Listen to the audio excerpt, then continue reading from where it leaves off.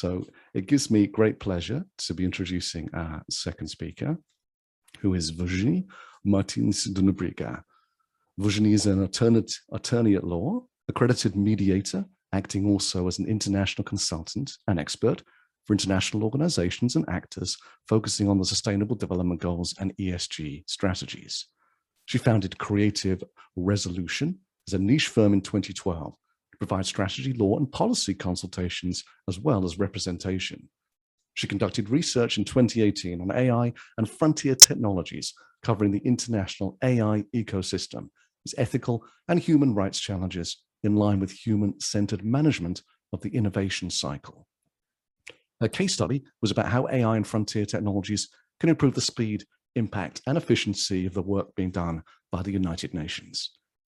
The last 4 years, she's been advocating for an open, diverse, and multicultural AI with strong international ethical and international law benchmarks promoting human rights, fundamental freedoms, sustainability, and profitability. She holds an executive master's in management of international organizations and 2 masters in international and EU law, completed by conflict and peace studies. She's based in Brussels and Paris, but works globally. Virginie, it's very, very nice to have you here. Let me spotlight you and say very much the stage is yours. Thank you, Richard. Thank you for this community to having me tonight, and I'm glad to be joining like-minded people. Thank you, Johan, for your speech, and I will continue to connect the dots and try to, for us all, to have a snapshot of the AI ecosystem and how we can connect the dots. I'm going to share my screen and see if it works with the beta version, so please confirm to me if you can see it.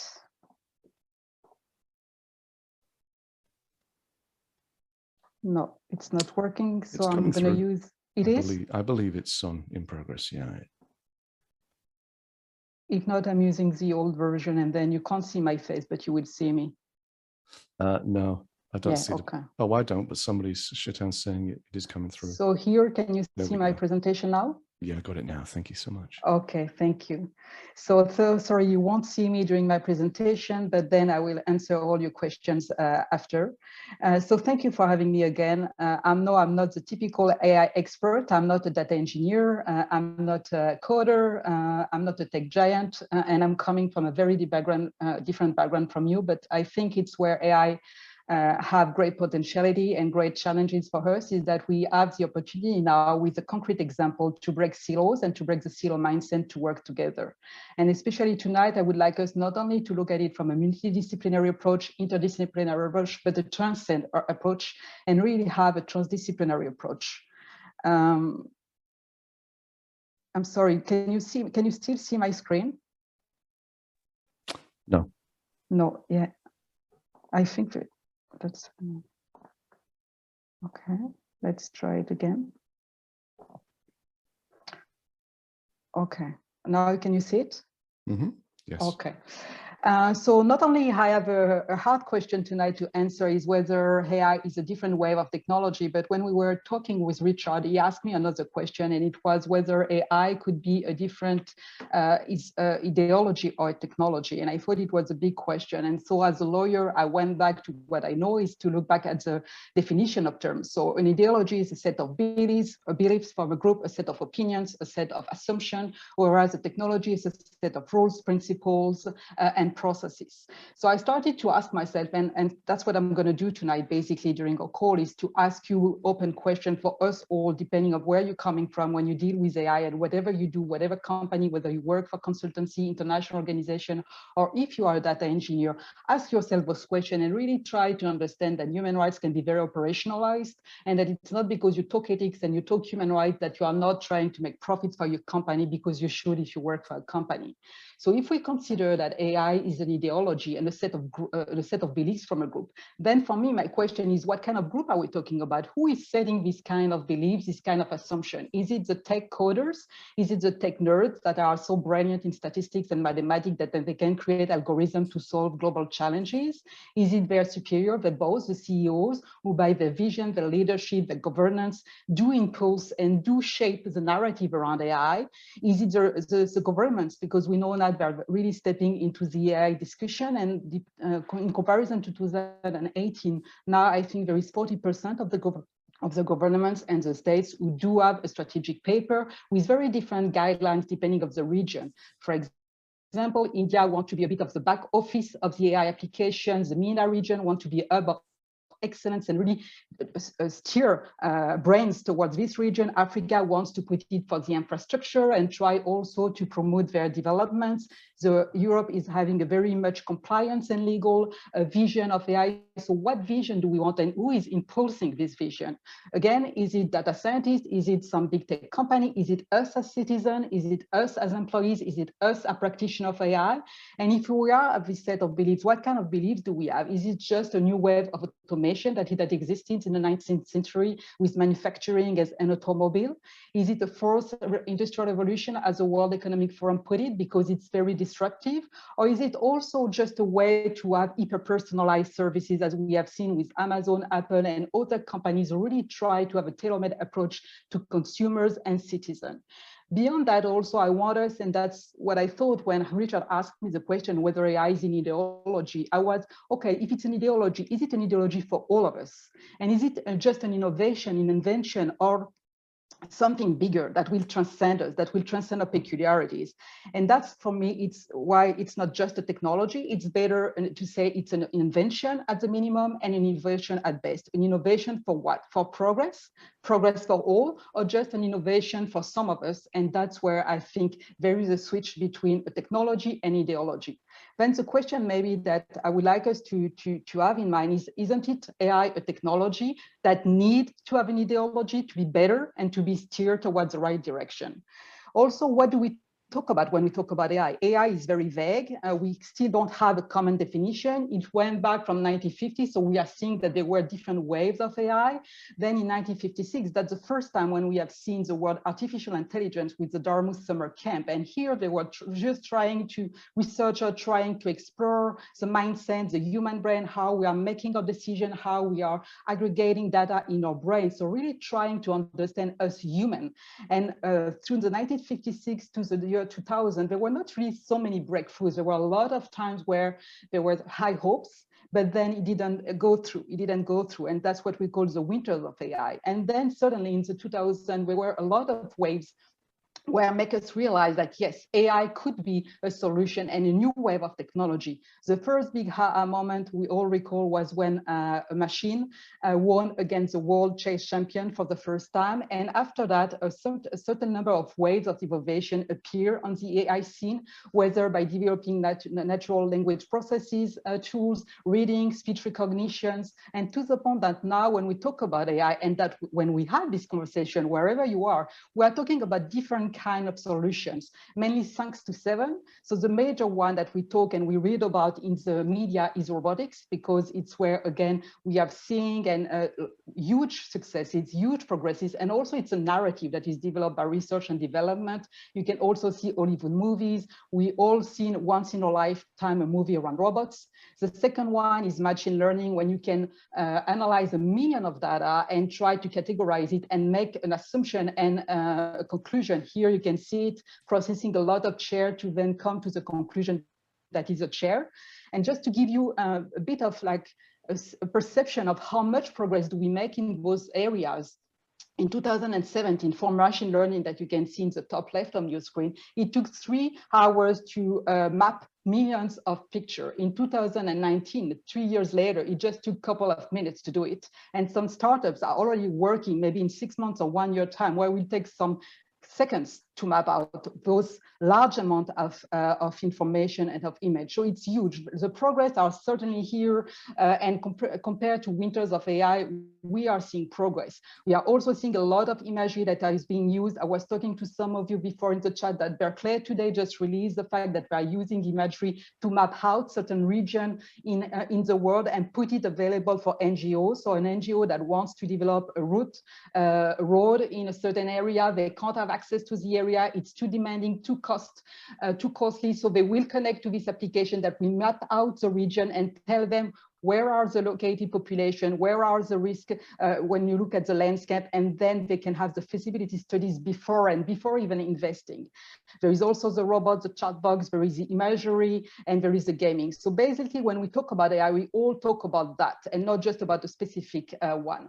Yet, when we all have the debate since 2018, I think there is a common momentum and a current understanding that the ethical concerns are the main, and I have listed there. They did not change since my research in 2018, and there is a strong consensus among all actors around artificial intelligence. Big companies like Microsoft and Apple, you can already see that there is a shift in the corporate image that both companies try to put on the market. Apple wants to be the champion of privacy, Microsoft also, and they really have developed internal processes to be ethical. So a list that is used among both, there is a bias and inequality that we can see in algorithms that are trying to do facial recognition for different purposes, whether in justice, but also in schools. And they have seen and demonstrated, and we all heard about it, that depending on your ethnicity, your gender, sometimes you are not recognized as much within the algorithm, and therefore the conclusion of the algorithm are biased and unfair. You also have the problem of something that Johan tapped a bit upon before my talk. It was about the digital divide between the North and the South, but also within the Northern community with some people who are underrepresented, like the indigenous people, the disabled people, women who are not represented, children who do not have access or at least a say. And this is a new ethical dilemma that we are not seeing that much outside the international development world, the question of the digital dilemma. What about the population, like children, early age, but also elders people sometimes who are not aware of the consequences of the use of AI? What about their rights? What about their consent? They don't even know why what they are touching upon. They don't even know what are the consequences for them, and they are not aware of it. Think of it maybe when you were a child and you started to discover a subject that you like, whether because you watch a television, you read a book, you went on the internet, though at my time when I was younger, the internet did not exist when I was at school. But you always had the possibility to randomly find something, a piece of information that opened your mind, and you say, oh, I like that, I would like to study that. Oh, I thought about that, but now that I have this information, my mind, my opinion is changing. So you really develop, nurture your opinions, your beliefs in life, and who you are as a person by integrating a lot of information with an integrated process. Today, we don't even use that anymore, and we don't offer that to children anymore, because early on when they interact at 5 or 6, even with e-learning started at 7 in some remote region of Africa, they already are, I would say, assessed by algorithm, and so they are in echo chambers that reinforce their perception, reinforce their opinion, and they don't have this, I would say, luxury to make the critical thinking. So that's what we call the digital divide and the digital dilemma. There is also the problem, as you can see here, that's something that I wanted to highlight, the problem of how do you use some technical application of AI, and that's where I think there is a clear shift between the technology and ideology. If you look at the use of facial recognition here for children, so that's what you see in the first image here, because that's an application that has been developed in Asia. So during the e-learning, they screen your face and they can see if the child is angry, enthusiastic, is sleeping, based on 8 emotions that have been summarized by the Ekman research in 1960s, for which, and according to which all of us depend, whatever your region, whatever your gender, whatever your ethnicities, whatever your mother language, we all have 8 basic universal emotions, which are here in the first circle of the wheel, for example, anger, fear, happiness. And so they scan the image of the child and they can say whether he's a good learner, whether the interaction is good, whether he's integrating something, and sometimes also it can rate your discipline. So again, some question here.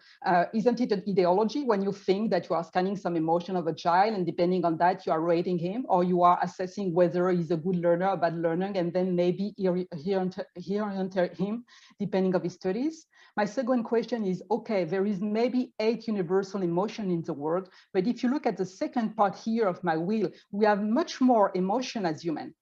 I can be angry, I can be passive aggressive and yet very angry. I can pretend to be angry. I don't know, there is so many emotions, and yet those children who don't even know what they are doing and that we are assessing them and that we are profiling them are just judged by 8 current emotions. Again, it can be right, it can be wrong, I don't know, but it's a question to ask ourselves, because when you use that technology that has not been testing in a certain environment, how can't you say that it's an ideology that is developed by a regime or by some data engineers, whoever makes the decision? Also something, if I go back to the list here I've made, I have, as you can see, there are some who are in purples, and the one in purple is the one identified where you cross the line between a pure technology and something that becoming an ideology, whether by purpose, by intention, or just because we are not aware that it's applied. Again, facial recognition, it's a good thing if you are tracking terrorists possibly or in military use. Is it the same necessity? Is it the same proportionality, justification if you use facial recognition when people are making riots or strikes? I'm not sure. Again, it's a question to ask. There is no bad or good answer here. It's just for us to be aware that a code and algorithm is not a code and algorithm when it's applied in certain situations that it is not justified. Also, something that also tapped upon what Johan has been saying at the beginning, I'm not sure you can really see it. It's a social need and the social impact of what we do, and really the social need. That's something that is still underrated, not so much when we talk about AI for the SDGs or AI for good, because in AI for the SDGs, the thinking process is a bit reverse. You start by saying, okay, I want to tackle HDG 5, for example, which is gender imbalance. Okay, I want to tackle that. What is the problem statement? And then you try to find all the solution, all the application of AI that you can use to resolve that. So you start by what you want, and then you try to find the way to solve it. In other sectors, in other industries, it's the other way around. The technology is driving the conversation. The technology is driving the debate and is driving the decision. So we have this technology, it's there, we can use it, it's profitable, and then we make a business case, and then we sell it. But what about the needs of the beneficiaries? What about the needs of the people? Yet we need, as Johan said, to destroy a bit what we knew before, to bring change and possibly to bring that and those application into the market. But still and yet, why are we doing that and how are we doing it is important, and that's where there is a shift between a technology and ideology that I see is important. So again, how AI can be different, ideology, not only, it's a technology that needs a certain ideology, and it's not an invention, it's also an invention. And to see how different AI is and why it is a different wave of technology, I would like us all to see a short video that I have transmitted to Richard beforehand. And Richard, if you can play it, please. I can but try, Virginie. Here goes nothing, right? Thank you. Do I need to switch my screen? It should overtake you. I'm going to turn my video off this time. You never know if that might help. So here we go. The optimize button is on for what it's worth.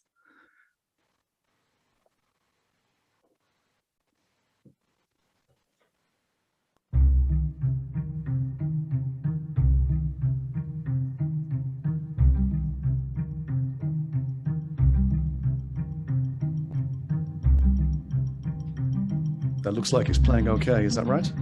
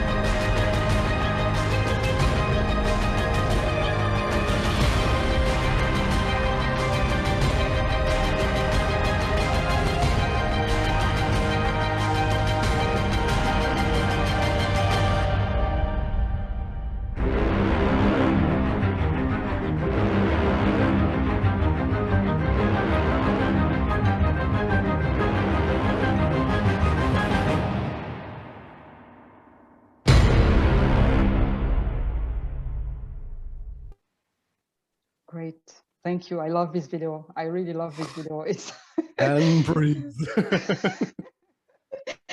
So yes, I wanted, so it's 2 minutes, and in 2 minutes, so it's not mine, as you have seen, it's a student project, and you can find all the credits on the video because again, it's not my work, but I love this video because if we want to know whether AI is a different way of technology, what is striking with this video is that not everyone is having the same history because we are all based in different continents, in different countries, and yet to a certain high extent, we can all relate to that collective history. We all relate to what we have seen in 2 minutes as being very disruptive, important global phenomenon. And I think that's why we can say that AI is a very different wave of technology because first, it's a global phenomenon.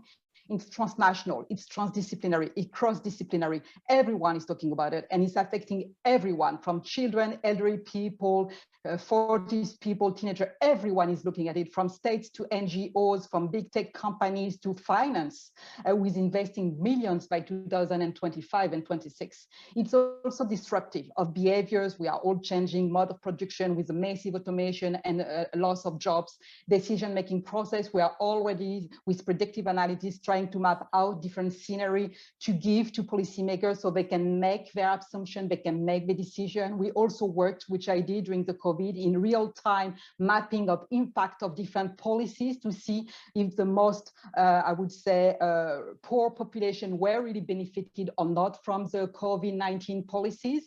And also it has a big societal impact. And that's where I think I wanted to connect the dots between why AI and why human rights, and why it is more than a technology. It's an ideology, whether we would like it or not. So there is the first wave that you can see here on my left-hand side, which were general application at the very beginning of AI, which were more for an industrial application between business to business. And slightly, we started to see the application for consumers and then from citizens. So we shifted from a B2B to what we call a business to consumers or to citizens. And then we started to think about purpose-driven. And it started since 2009 within the international development communities with the United Nations and also other NGOs be very straightforward saying, okay, no, we don't want innovation for innovation. It's not an end, it's a mean to something. So we want to be purpose-driven, mandate-driven. And that's why you can see on the right side of my screen, there is a general AI with not really purpose, just innovation per se. And innovation per se is beautiful. Some researcher, we have to thank them for their brain, but it's not enough nowadays to just think about the innovation. We have also there the ethical and responsible AI, when there were a common consensus that ethics is important and we need to have soft laws, which are the code of ethics within companies, but also sometimes some regulation and some laws. And we have AI for good. So AI for good is also a niche because not only do we have an ethical and responsible AI processes, but we also are purpose-driven. Again, here we have a problem statement and we are trying to summarize and see which tools we can use to solve this. And the more you have a socioeconomic approach to that, which I also call a socioeconomic approach towards the SDGs, the more you are really trying to have a vision before having a process. So in one hand, you have a technology-driven, I would say, mentality, and the other way you have a mandate, purpose-driven, society-driven mindset. So after all this conversation, we can also say, okay, so there is a lot of things for us to do, but I'm human, I'm a data scientist, and I don't know, so what now? What can I do, me, whoever am I, whatever I do, to really bring those, I would say, concepts and ideas within my work? So first, I think we all have to agree that we need diversity, not only by region, nationality, ethnicities, but by background. So who are you? Data scientists, we need strategists, we need consultants, we need human rights policymakers, we need a researcher. All of us need to be here from the ideation phase to the deployment phase. We need to be here to have the right problem statement. What are we trying to solve? What are we trying to achieve? This is very key. We also always need to have a very solid track record of ethical, human rights-oriented, human-centered design processes that we need to always review, adapt, modify, and most importantly, we always need to test our application. It is not because one application is valid, is necessary, is well received in one area, facial recognition for terrorism or for military use, that it's necessary, proportionate, and useful in another area. For example, again, facial recognition for mass surveillance. What is it that we're trying to achieve? Also, something always ask you, that's something that we do when you are a mediator and a peacemaker. Why? Understanding why am I doing that? Why? Always question, especially when you are trying to see the process from a very objective point of view. Always assess why am I doing it? And also try to think 4 times ahead. Okay, what will be the consequences if I'm doing that? What will the consequences? Can it be challenging? How can I put the safeguards in place? Who can I call? What can I bring, like another line of coding, for example, and how can I reverse sometimes the assumptions that are made within my company? And then, because I think I must be in my line, also don't forget something, and I also love this picture. It's not, we are not working for AI. AI is working for us. AI, again, it's a tool. It's a mean. Yes, there are like phenomenal capacities. Yes, there are phenomenal breakthroughs, and we need AI. And AI, again, it's very thrilling for all of us because we can all gather a collective intelligence and put it in motion for something. But remember that we are unique. So far, AI is trying to catch up with our intelligence, but it can't, because we can create meaning. We can create purpose. We can envision the future. We can imagine, and we are unique, and we need to use this uniqueness for a purpose. Whatever is your purpose, I don't know, but try to think out of the box. It's not just a line of coding. It's not just an algorithm. It's an algorithm that now is touching every one of us and is touching us as citizens. And sometimes when I lose hope, that's something that I like to remember, is that we always try to be very logic and try to be rational and rational at all of this. But I think the difference, again, as we can see in this community, will come from something a bit bigger than us, something that you may call your intuition, your heart, whatever, your community, your sense of belonging, something that is calling you for something greater. And I think we should not repeat what we have did with the environment, and we should raise for something higher and bigger, not even for us, but also for what we're going to leave to this planet and to the children. So thank you for having me today. And that's the end of my conversation with you, at least with my presentation. Thank you. Hi, Virginie. Very, very thank you for an insightful talk. And it was so much information. I think you have got a lot of compliments on the chat. You can definitely look at those and questions I'll be covering in the panel. But to be honest, what you have said is so true, that there are so many possibilities and challenges to AI. AI is disruptive. It can bring breakthroughs in our future. But important is, how do we use it, whether it is purpose driven, whether we have a vision for it, and whether we are going to use it for AI for good. And it was so good to know the differences between ideology and technology, innovation versus invention. I think this is all thought provoking for the people, basically. And we have to see what is the uniqueness of us humans, how we can work collectively in order to bring the purpose that AI can do for the society, so that we have the utopian effect, not the dystopian one. I think that is what even summarizes through what Johan said. I think it is absolutely in sync with that. Thank you so much. And I'll take the questions in the panel debate. And over to you, Richard.